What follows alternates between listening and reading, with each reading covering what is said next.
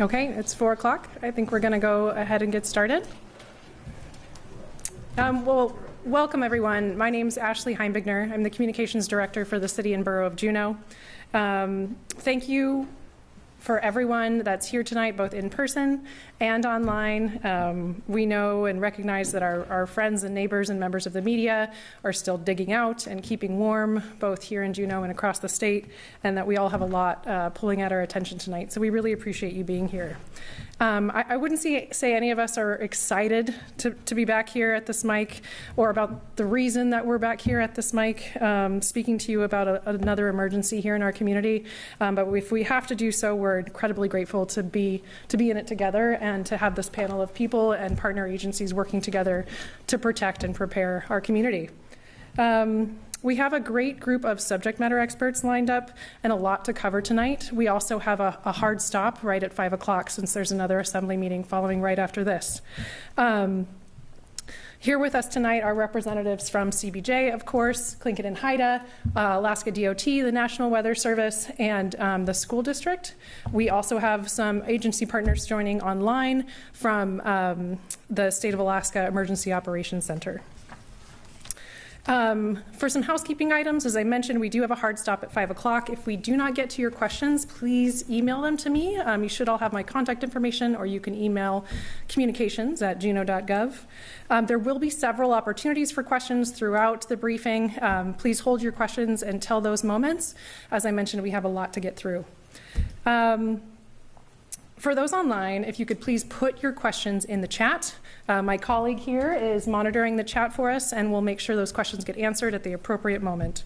We do ask that you provide your name and the media outlet that you're representing and who your question is for.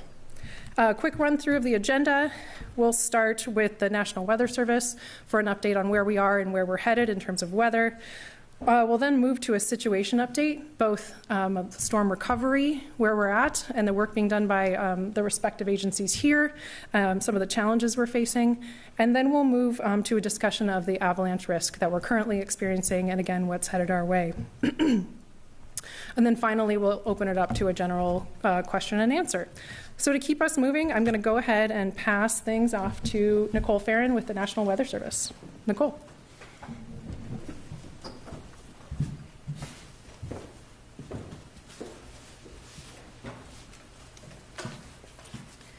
Thanks, Ashley. Yes, my name is Nicole Farron. I'm the warning coordination meteorologist for the National Weather Service here in Juneau. Our office covers all of Southeast Alaska, and so we've been dealing with quite a lot of weather going on lately. In the last 5 days of December, we had record-breaking snowfall, particularly in the Juneau area, and we still are sitting at a snow depth of over 40 inches across town with variable amounts. We also had another winter storm just on Monday with 4 to 12 inches across the borough, so digging out from that. Looking ahead, we do have some scattered snow showers in the forecast for Wednesday night and Thursday, but accumulations are going to be highly variable with 1 to 2 inches at most at a time, and should be relatively manageable with those kind of snowfall rates. The main event starts Thursday night with the atmospheric river. It will push in from the south, and we should start off as snow here in Juneau. Snowfall accumulations will depend greatly on the timing of the warm air arriving in Juneau, and we'll be able to see that coming up from the south, from our buoys and other observations just south of us. The most likely scenario right now is for anywhere from 4 to 5 inches of snow out of that event, but if the warm-up takes a little bit longer into the day on Friday, then we could see upwards of possibly 7 inches of snow before we change to rain. And similarly, if the changeover to rain happens earlier, we might only see like 4 inches of snow between Thursday night and Friday morning. So with that said, as the warm-up happens, we do expect the snow levels across town to go from sea level to around 3,000 feet by Friday evening, with heavy rain and some gusty winds as well. Winds probably in the 20 to 40 mile per hour wind gust range Friday evening. And rainfall amounts are looking to be in excess of 1 inch between Friday and Friday night, and the rain will continue on Saturday. But the heaviest rain, again, is expected Friday night. So with that said, we saw a little bit of rain on Tuesday, and that already caused some ponding of water on roadways and where there's drainage issues. So there will certainly be more ponding expected on Friday with this kind of rainfall. And for that reason, we have issued a flood watch for the Juneau area and other parts of Southeast Alaska where they have a significant snowpack. We also have winter storm watches in effect for Haines and Skagway and high wind watches across the southern panhandle. So this is a very dynamic system with a lot of different hazards expected across our region. And I think, do you want me to take questions now or hold? Yeah. If there's any questions, go ahead. Do you have any questions online? No questions online. Okay. I'll be available after. Thanks, Nicole. As mentioned, if anyone does have additional questions for Nicole, go ahead and put them in the chat and we'll save those for the end of the briefing. Next up, I'd like to invite Ryan O'Shaughnessy from CBJ to talk a little bit about our local declaration and our current storm response. Thanks, Ashley. I'm Ryan O'Shaughnessy. I'm the Emergency Programs Manager for the City and Borough of Juneau. So yesterday, the City and Borough of Juneau and Tlingit Haida issued a joint disaster declaration. This came after several days of unprecedented snowfall, where we've been really deploying every resource that we can muster to address both the access and transportation issues, as well as the transition into concern about snow load on roofs. We did hear from the governor's office last night that the governor has verbally declared a disaster declaration and turned on the public assistance function of the state EOC, and we're really grateful for that help. That help will help us mobilize resources from DOT, from DEC, as well as provide assistance to operate and maintain public infrastructure like storm drains, fire hydrants, and again, critical facilities like schools, hospitals, water treatment and wastewater treatment facilities. I want to acknowledge that this disaster is unique. Where we have disasters in Juneau like the flood that are pretty targeted. This one has really impacted all of us, and I think all of us are tired personally and professionally, and on the way to getting through this. So we really appreciate everybody's cooperation. Respecting the emergency advisories that go out, staying off the roads, respecting the closures, and cooperating with our local agencies. We're never happy to be here having these emergency briefings, like Ashley said, but when we do, we are very grateful for our partnerships with Tlingit Haida, with the state of Alaska, and for the federal agencies that assist us during these times. And so with that, I will hand it over to one of those core partners, Sabrina Grubitz at the Central Council of Tlingit Haida. Yes. Hello, Haida. As Ryan had mentioned, we, Tlingit and Haida and CBJ had put in a joint request for a disaster declaration for this specific event, and Tlingit and Haida wanted to acknowledge and thank the state of Alaska and the governor's approval of that joint declaration. We have seen in the past through different events in the GLOF that this model of a joint declaration and working together has truly proven successful in the past. And so we aim to continue to work together, pooling our resources to respond to this disaster as well. This deck will definitely be supportive of our citizens and the community as a whole in general.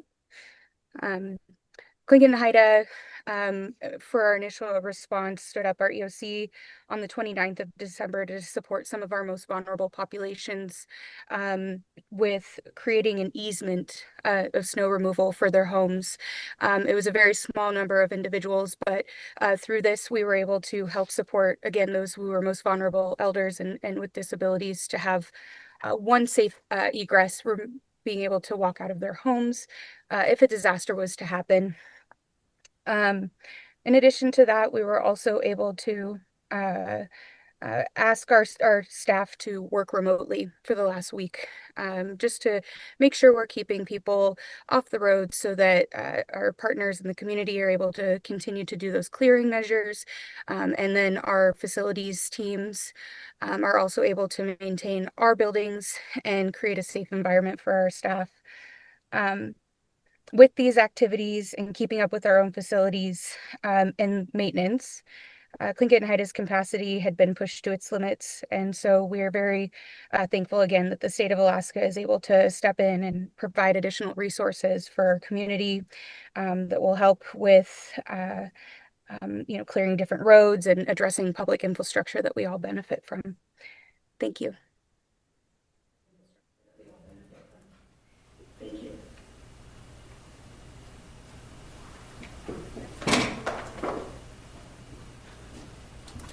Next up, I believe we have Jeremy Zidek with the state SEOC. Jeremy's also online. I would like to, can you hear me? Yep. Okay. First, I'd like to commend the emergency response team there in Juneau. They've done a really excellent job responding to the event, keeping people informed, and also keeping us at the state informed. In emergency management, we would like to say that emergency response happens best when it's led at the local level, and we've really seen that in this event. Yesterday, we received a request for a disaster declaration at the state level, and the governor quickly issued a verbal declaration. That verbal declaration carries the weight of law. He activated the state's public assistance program, which is to fund repairs to damage critical infrastructure and also to help with emergency response costs. It has some other powers in there as well. The SEOC, the State Emergency Operations Center, has been monitoring this event for a number of days and working very closely with the folks there in Juneau. We're going to deploy an emergency management specialist down to Juneau to provide additional support, help the Unified Command there, communicate back to the State Emergency Operations Center and kind of make that relationship a little bit more robust. There's also been other state agencies like the Department of Transportation and DEC and others who have been involved, and they're going to continue their involvement and their support and in many ways increase that level of support. So I'd just like to say thank you, and we're here to answer any questions. Great, thank you so much, Jeremy. We're going to hold questions from this topic. Great, thank you so much, Jeremy. We're going to hold questions from this topic and first moved into a situational update from the agencies participating, starting with CBJ. Robert Barr, Deputy City Manager, City and Borough of Juneau.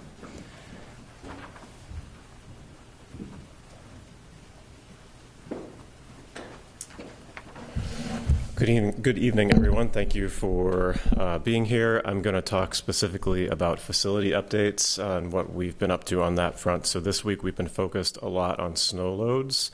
We have engineering and maintenance teams in the field, started that on Monday, continued yesterday and today. Their primary effort is measuring snow loads on roofs. It's a complicated set of work. So each roof has a design load capacity. In most of our roofs, that's around 40 pounds per square feet, but it varies from building to building. Some facilities have a higher capacity than that, and roofs themselves are nuanced and complex. So there's a lot of engineering pieces to take into account when considering what that design capacity is against the snow loads that we're measuring on those roofs.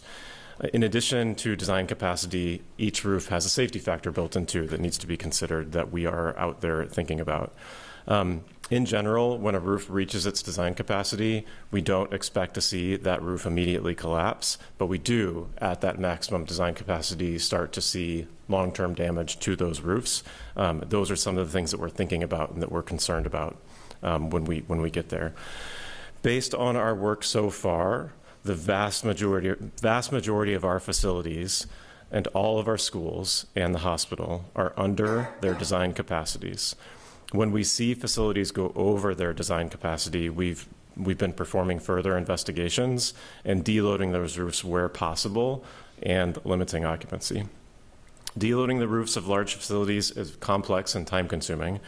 We've started that work with an out-of-state 25-person team at Glacier Valley Elementary School.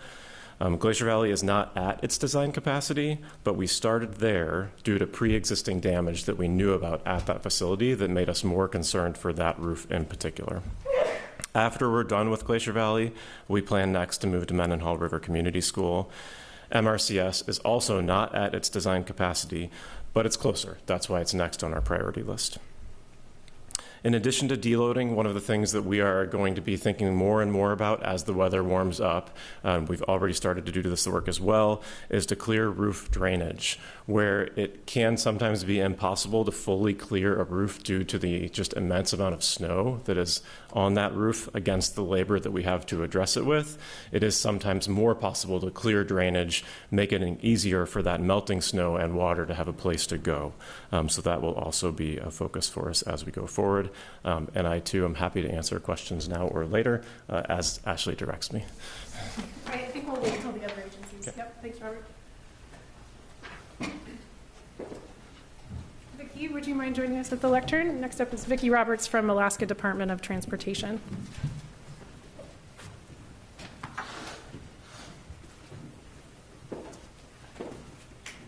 Hello, I'm Vicki Roberts with the Alaska Department of Transportation. Since the storm began, Alaska DOT crews have been working continuously to keep routes open and passable. As many residents have experienced, conditions have been challenging and have changed rapidly throughout the event. Despite that, our crews have worked diligently to respond as safely and effectively as possible. I want to sincerely thank both DOT and city crews who have spent long hours away from their homes and families to care for the community during this storm. As conditions continue to improve, our focus is shifting to clearing drainage systems to reduce the risk of localized flooding and open up roadways that have been narrowed by snow storage. To support this work, we have deployed emergency contracts to supplement our in-house resources and help accelerate cleanup efforts. We want to remind the public that road conditions can change quickly. Please continue to drive for conditions, allow extra time for travel, and use caution. We appreciate the public's patience and cooperation as we continue to work. Thank you. Thank you, Vicki. And I think our last facilities update is from Tlingit and Haida. Sabrina, are you still online? Thanks, Sabrina. Of course, Tlingit and Haida is also experiencing very similar types of situations with our facilities as well, making sure that we're addressing immediate needs for snow load, and also keeping a very close eye on any sort of leaking that may have occurred from freezing and warming temperatures going back and forth, and flooding that may be a result of runoff, ensuring that storm drains close by are cleared and sidewalks are accessible for citizens in the community to access those facilities. In addition to keeping a very close eye on icicle shedding that may be happening from roofs, and continue maintenance of that. I too wanted to say a very big thank you to our facilities and our transportation team. They're a very small and mighty team. They were able to work very many hours over the last week and a half to ensure that our facilities were being maintained and that snow load was kept down so that we can ensure the safety of our people that will occupy them moving into the next couple of weeks. And from there, we will continue to work with our partners and also our facility teams to ensure that we're able to keep people's safety at the utmost in mind moving forward. Thank you.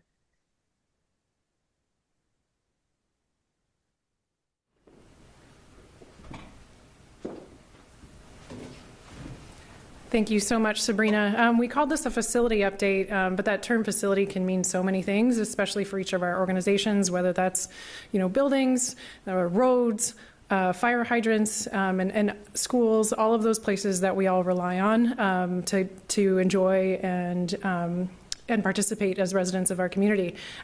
So we wanted to make sure that we had high-level updates on some of the topics that are rising to the top for us, but we recognize that there's probably quite a few questions about other facilities. So I think I want to say thank you to our members of the media. It doesn't look like we have any present in the room, which is great. You heeded our call to stay off the roads and allow our plow crews to do their jobs. I'm glad you are tuning in from the safety of your home. But I'm going to have Phil share some of the questions that we have online. Jazz Garrett from the Juneau Independent has a question for Jeremy Zidek. Can you talk about previous snowstorms in Alaska that required disaster assistance from the state and what that response looked like? How will it be similar or different for Juneau? We had a substantial snowstorm in Valdez and Cordova. They had similar issues with managing the large amount of snow and collapsed buildings. Additional heavy equipment and operators were brought in there to help with that, move the snow around, and also there were some disposal methods that were utilized. The Alaska National Guard was called in at that time, and they went in and helped clear roofs. We've also had Yakutat recently, which had a heavy amount of snow, and were concerned with roof collapse of some of their public buildings, and there the Alaska National Guard was deployed again. For this event, the Guard hasn't been asked to perform that function yet. If we receive that request from the community, we would evaluate that and see what the best way to accomplish that additional labor. As Ryan mentioned, they do have some contractors that they've been working with, and perhaps that would be the quickest route to go. So we'll have to determine if that's something that's needed. But at this time, it hasn't been requested. So those are the two snow disasters that have come to mind. Just to clarify, Jeremy, the National Guardsmen that came to shovel roofs, those were for public infrastructure only. Is that correct? In the previous disaster? So, yes. Next question. I have another question for Jeremy while you're already talking, Jeremy. I think it's kind of been addressed a little bit, but Jeremy Zidek, Alex Solomon from KTOO asks, does the state plan to extend assistance to private residences? That we haven't received that request at this time from the City and Borough of Juneau, the Unified Command, Tlingit and Haida. That's something that we would have to evaluate. First, people would need to go through their insurance process. So we have to see that the damages are there. It would be for damages. Just clearing the roofs and the cost of clearing the roofs would not be something that would be eligible.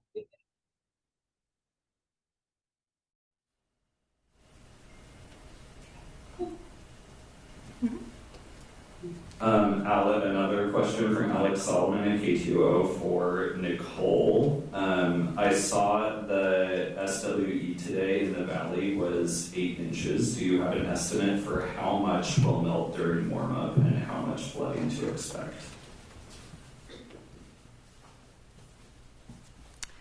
Thanks, Alex. Yeah, that 8 inches of water is quite a lot. The question of how much will melt is a harder question to evaluate because the snowpack has to become primed, and so it takes it can actually absorb a lot of water before it starts actually running off into like creeks and streams. And so how far north we are, we're not as concerned about runoff into creeks and streams. It would be more of a concern for flooding of rain not having anywhere to go that's falling outside of the snowpack. The snow itself will absorb a lot of the water because we had some dry layers in there initially. So that's the best estimate right now, is that most of the water will be taking the path of least resistance, and the rest of the snowpack will absorb most of that water in our area.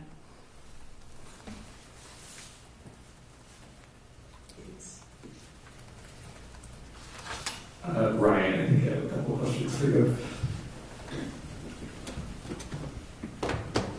And I'm going to build a couple of them together, hopefully successfully, so bear with me for a second.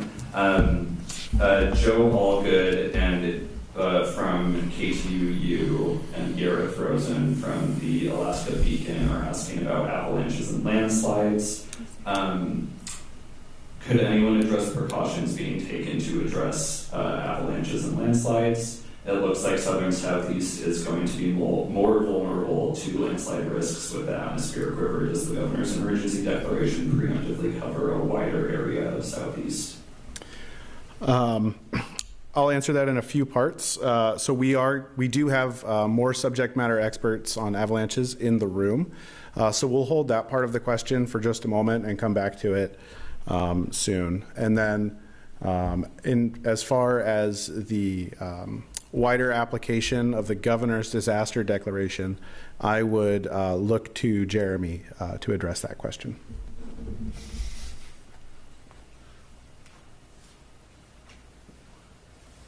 I'm sorry, could you repeat the question?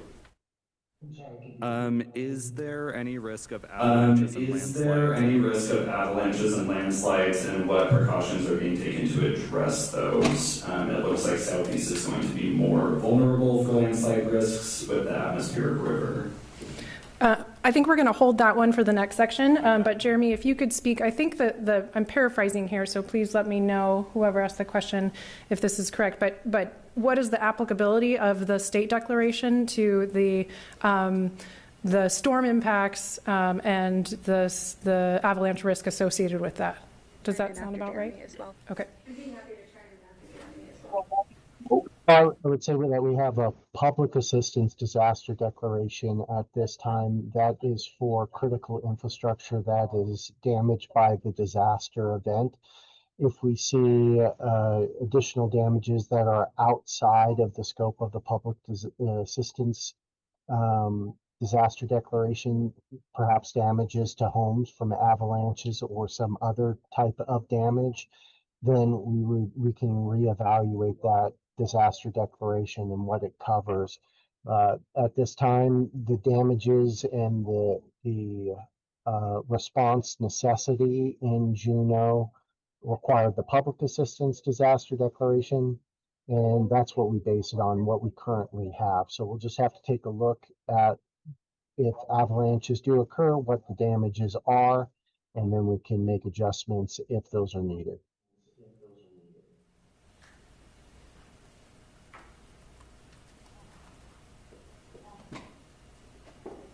Sabrina, did you want to add something to that? Hi, Sabrina Grubin, Haida. Specifically for the tribe, as a regional tribal government, it is our responsibility to ensure that we are being mindful in our jurisdictional track to keep track of all of the happenings that are happening throughout the Panhandle. So for our citizens, we've been charged to make sure that we're keeping an eye on those things. And if we are hearing reports of additional assistance needed in those areas, we're happy to have that conversation and discuss that further to help support our citizens' needs, not only in Juneau, but outside of that. And as we have seen some of the snow reports in some of the other areas, we do know that some of the northern areas of the Panhandle were hit just as hard or harder than Juneau as well. So thank you. Thank you for catching that. And thank you for rephrasing, Yareth. Jeremy, it sounds like Sabrina answered part of this, but it sounds like Yareth's original question was whether this declaration applied specifically to Juneau or broader, or more broadly. Yes, it's the city and borough of Juneau within that jurisdiction. Thank you. Thank you. I have a question for Robert Barr from Alex Solomon at KTOO. How close to design load capacity are the mentioned facilities? So the question was, how close are we to design load capacity? And the answer is it's constantly changing. We're measuring that design load capacity daily, sometimes more often than daily, at many of our facilities.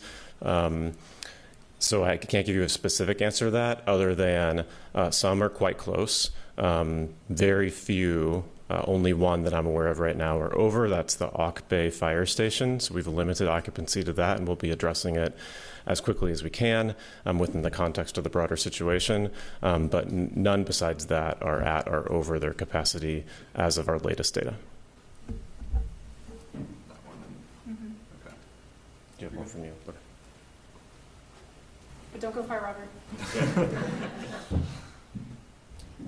Another question from Alex Solomon at KTOO. Clarifying question for Jeremy. If CBJ and Tlingit and Haida request assistance for private residences, could the state help? Or even if they ask, private residents won't be eligible? Yeah, so our state's disaster recovery programs have two components: public assistance, which we've talked about, and then individual assistance, which has a housing assistance for people's real property if they had damages to their home, other needs assistance, so damage to their transportation, essential personal property if they had medical, dental, funeral expenses, and then also a temporary housing component within individual assistance. If someone's home is unlivable, temporary housing could provide homeowners with up to 18 months and renters up to 3 months. Now, that program hasn't been activated at this time. We haven't seen the damages to people's private residence or those expenses that would necessitate the activation of our individual assistance program. And it's not something that has been requested of the state at this time. So we'll have to take a look and see what the damages are.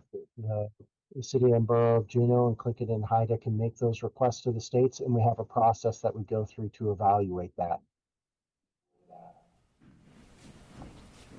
Thanks, Jeremy. I think, sorry to rephrase what you just said, but I think this is really important in that the individual assistance program is based on damages, and even so even if we did request individual assistance, there would still be that component. No, there is no mechanism for CBJ to request assistance from the state to clear individual homeowners' roofs or sidewalks or anything that. Can you confirm that that's correct? Yes, that's correct. Yes. Thank you. Okay, I think the next question is for Robert. Jess Garrett at The Independent. Another question for CBJ and Jeremy. Mayor Beth Weldon previously said the reason no disaster declaration was being made was because CBJ and DOT were already utilizing every available resource and the state had no more resources to give at this time. Can you talk more about what resources will be made available and why the declaration was not made earlier? What changed on Tuesday to influence the decision to declare an emergency?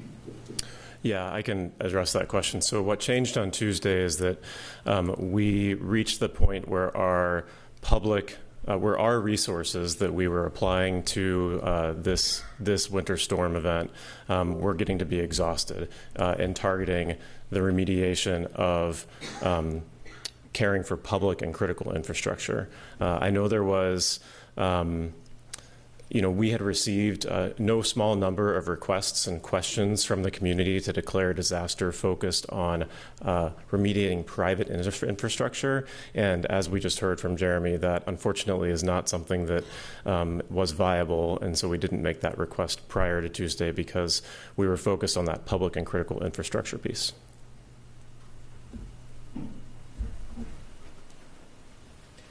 Okay, thank you for all of those questions. I think I'm going to move us to the next topic just to make sure we have time to talk about this other hazard that's headed our way, and that is avalanche risk. With the weather conditions that Nicole previewed for later in the week, that changes things up in the mountains above us. So I'd like to start with Pat Dreyer from Alaska Department of Transportation to talk a little bit about what they're looking at in their facilities.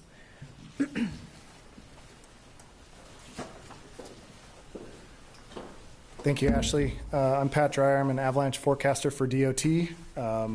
Given the current weather outlook, we're anticipating heavy snowfall, heavy rain, and warming temperatures at higher elevations. This will lead to rapid rises in avalanche hazard, specifically for Thane Road. Given the current outlook of the weather conditions, we're anticipating that road closures may be necessary, and avalanches could be large enough to reach transportation infrastructure. We did send out a notice via Gov Delivery and our 511 system here just a little bit ago, informing residents of that potential hazard. We're monitoring the situation closely and will provide updates as necessary.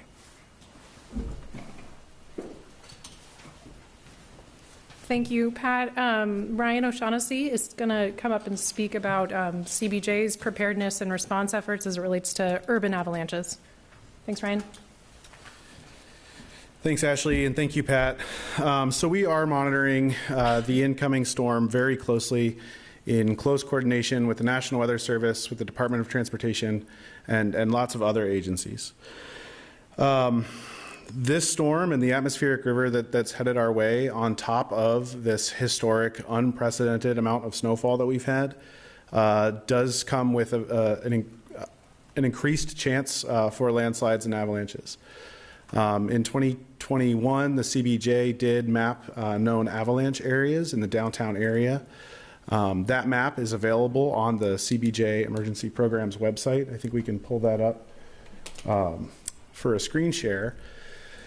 In addition to current avalanche advisories, that map is available so that folks can know their risk. Knowing if your home is in an area that is prone to avalanches is one of the first steps that folks can take in personal preparedness.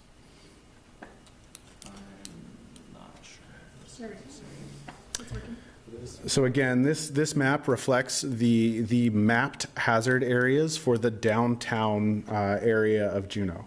As you can see, we do have quite a few of them. You can type in your address on this map and determine whether or not your home is in one of those mapped hazard areas. We also recommend that in addition to knowing your risk, folks sign up for emergency alerts. I think I say that almost every time I chat with somebody about any kind of hazard, whether it's floods or landslides or avalanches. But it's one of the best ways to stay informed, to know if there's any action that's required of the public or what those protective actions may be. You can sign up for emergency alerts at the same website. If you go just juneau.gov, there's a link right on our homepage, and I really encourage everyone to do that. For this storm in particular, as we move closer to the weekend, like Nicole and Pat both mentioned, we do expect to see significantly increased precipitation. It sounds like that's going to start out on Friday as snowfall and transition into rain. It is possible, it is possible for the CBJ to start issuing protective action. What that may look like is evacuation advisories for known hazard areas. And with that would come additional instruction like shelter locations and all of those kinds of things. I want to be very clear that at this time there is no evacuation advisory. We continue to monitor the hazard very closely. And at this time, we do not believe that there is reason or condition to evacuate your homes or be spending the night somewhere else. If CBJ were to issue those protective measures, such as an evacuation advisory, that would look like getting an alert through the emergency alerts app or notification system. That may also look like an alert through your phone through the Integrated Public Alert and Warning System, or IPAWS. Folks may remember the kind of loud sound that their phones played when Suicide Basin started releasing. And this would be very similar to that. However, we would try to have that more focused on in a downtown geographic region. If folks have any questions about this, please email emergencyresponse@juneau.gov, and we'd be happy to help you identify your risk, help you get signed up for emergency alerts. And we really appreciate everybody's attention to this hazard and continuing to comply with emergency advisories. And I think we can take questions on avalanche or landslide. Alex Solomon asks, what additional resources does the city need for avalanche monitoring and mitigation that it could get from the state? Where are the gaps in info and preparedness? That's a great question, Alex. So resources that may be required from the state primarily relate to monitoring. We do have a very close partnership with the Department of Transportation, who monitors their facilities for avalanche exposure. And some of the tools that are available there look like helicopter-mounted LiDAR flights, and we may potentially resource order radar systems that are specific to avalanche exposure, as well as personnel requests under the governor's public assistance action. We don't have any other questions in chat right now. Thank you.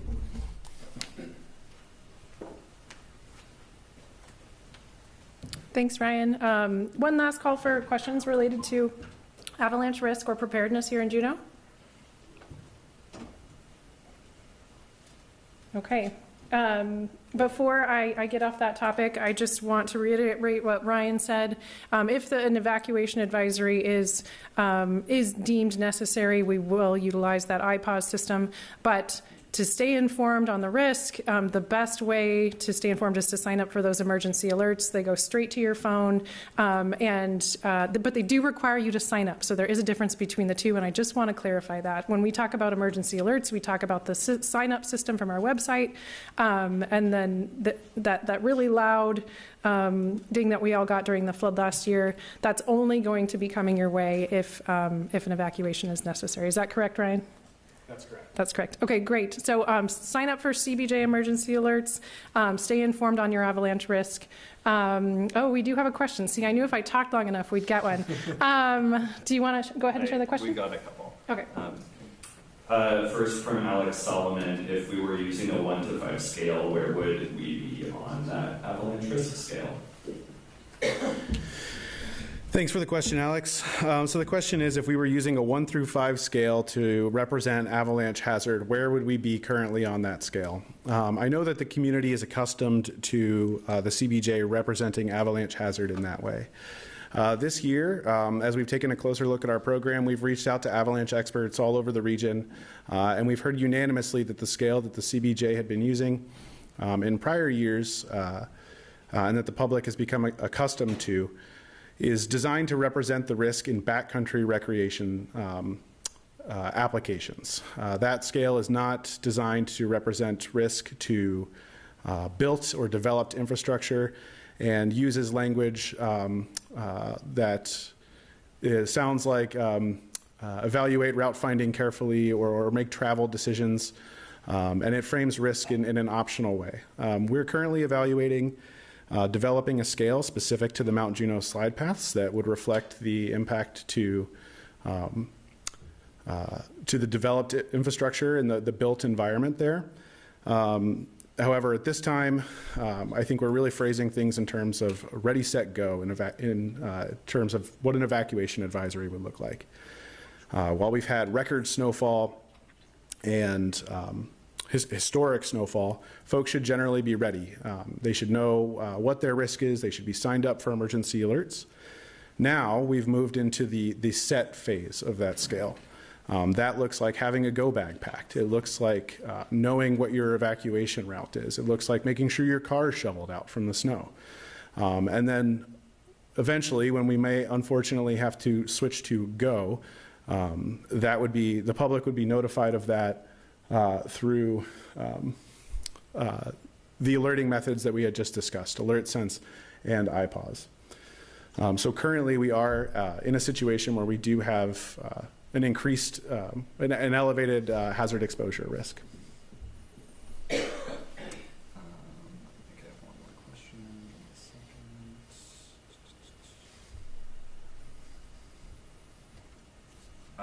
second. From Jazz Garrett at The Independent, what does the pre-positioning look like currently for possibly opening a shelter at Centennial Hall?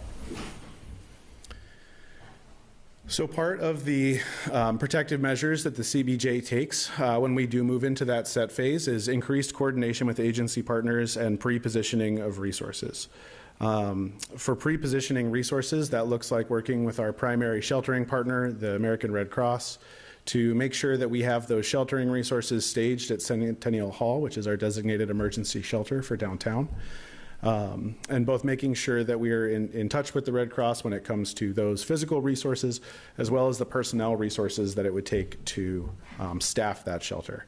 If folks are curious about engaging with that effort, I would certainly recommend to reaching out to the American Red Cross of Southeast Alaska, where you can sign up to volunteer to support those efforts.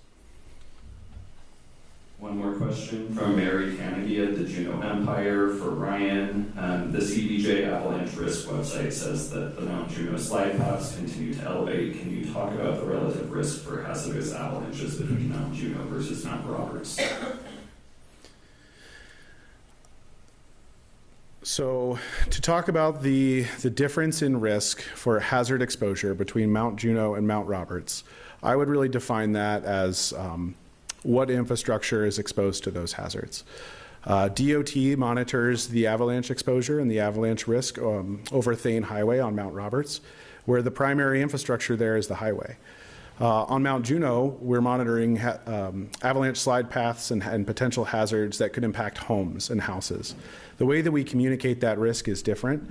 One, we can make statements about avoiding travel, sort of hunkering down, and the other is inherently harder to avoid. There's no optional placement of your home. So we use protective measures that are more centered around evacuation and occupancy rather than travel advisory for those different hazards. Pat, is there anything that you would add differently to that? No more questions.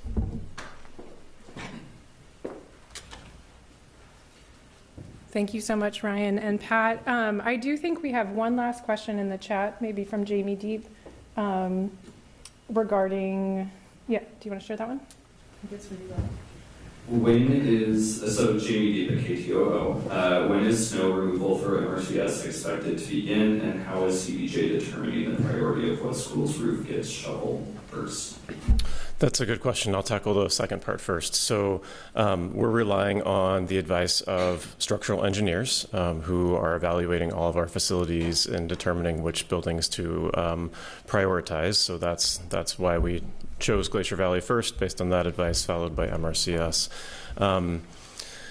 It is proving to be quite, anyone who's shoveled off a roof knows how labor intensive that is, and it is quite challenging to clear roofs that are 20, 30, 40,000 square feet. So Glacier Valley, currently, we hope to finish that roof this week and hope to begin MRCS this weekend. Those are estimates. Those are the best estimates that I have right now.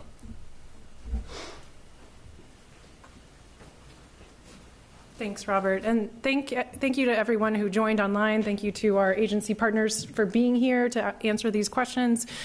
Please, if members of the public or our media have additional questions, you can reach out to emergencyresponse@juneau.gov or to communications@juneau.gov, and we can connect you with the right subject matter expert. It looks like we might have one last question that will sneak in because we do have that 5 o'clock hard stop. Would you mind sharing that, Phil? Nicole? Yes, it's for Nicole from Earth Rosen. You said that the snow in Juneau should absorb the rain, but what about southern southeast? For those online that couldn't hear, the question was about weather conditions in southern and southeast beyond just Juneau. The southern part of Southeast Alaska has little to no snow on the ground. Last I saw, just a couple inches on the ground. They will get a little bit of snow at the beginning of the event, but quickly change over to rain. Rainfall amounts down there will be greater than the northern panhandle in Juneau, more like 2 to 4 inches. And higher amounts. So there is a flood watch in effect for that area as well. That will go immediately to runoff and will likely cause rises on area creeks and streams. Again, the flood watch for that area highlights those additional impacts that are different for our area up here in Juneau compared to down south. And they do have a high wind threat. So there is a mention of isolated landslides in that flood watch statement, just for heightened awareness. We will continue to monitor that any potentials for other impacts throughout the event and coordinate with the emergency managers in the southern panhandle for what needs or any impacts that they're seeing on the ground in real time.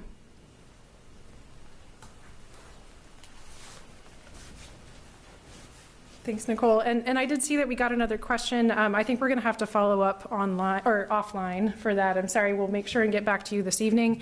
Again, please continue to send in your questions. I would like to invite Superintendent Frank Hauser up to provide a briefing about Juneau schools. I know that's at top of minds for families all over town, and so we appreciate him being here. Thanks, Frank. Frank Hauser, Superintendent, Juneau School District. Juneau schools, except Sititi-Chinook Glacier Valley, were open and operating on regular schedules today.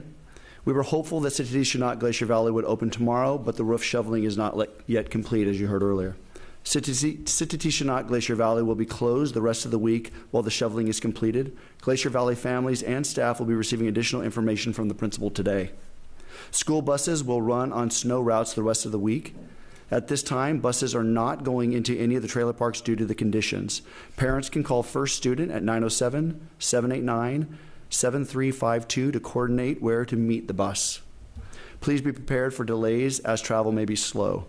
You can also check the district website for the most up-to-date information. Remember that even when schools are open, you know the conditions in your immediate neighborhood and are the best judge of whether or not to send your child to school. Student absences due to unsafe weather conditions in your neighborhood will be excused. CBJ is assessing and monitoring snow load on the roofs of city-owned facilities, including all schools. No school is currently above design load capacity based on the measurements taken. Snow loads are continuing to be monitored daily. Out of an abundance of caution, because we are early in the winter season and will be getting more snow, CBJ has begun removing the snow from buildings. And as was said earlier too, the crew started clearing the first school roof at Glacier Valley. Mendenhall River Community School has not reached the threshold at which roof shoveling is required. However, it will be the next in line once the roof at Sititi-Chinook Glacier Valley is cleared. Roof clearing is being done as a precautionary measure in anticipation of additional snowfall. All schools will continue to be monitored as we receive more rain and snow. And finally, I'd just like to thank all of our partners for the continued effort to support our community. I'd like to thank CBJ, Alaska DOT, private companies and individuals, and our JSD maintenance and custodial staff for the hard work and long hours clearing and removing snow around the schools and our community. Thank you. Thank you so much, Superintendent. In closing, I would like to just echo what the superintendent shared, and that's he shared a lot there, and there's a lot to echo. But I think for me, the key themes were to continue to stay safe, to assess your own risk, and to do what you need to do to take care of yourselves, and to know that all of these agencies here are doing the same thing on our end and doing everything we can to keep our community safe. We're not slowing down. In fact, we've got reinforcements coming, and we're here to support and protect our community. Last thing I just have to throw in on behalf of our Streets and Fleet Superintendent, if you see a yellow no parking sign in your neighborhood, please move your car. Please don't move the sign. It it means our plows are coming to you. They want to get the snow off your street, but they can't do it if your car is in the way. So small thing, help us help you. If you see those yellow signs, go ahead and move your car if you can. You can track where streets are going next on our website, and we have that linked on our Facebook page. Again, sign up for CBJ alerts. Keep in touch. We'll continue to provide updates. We don't yet have another media briefing like this scheduled this week, but depending on what happens with the weather, there's a good chance we might. So we'll keep in touch with you. Thank you so much. We do have to stop here, and please feel free to reach out if you have additional questions. Thank you.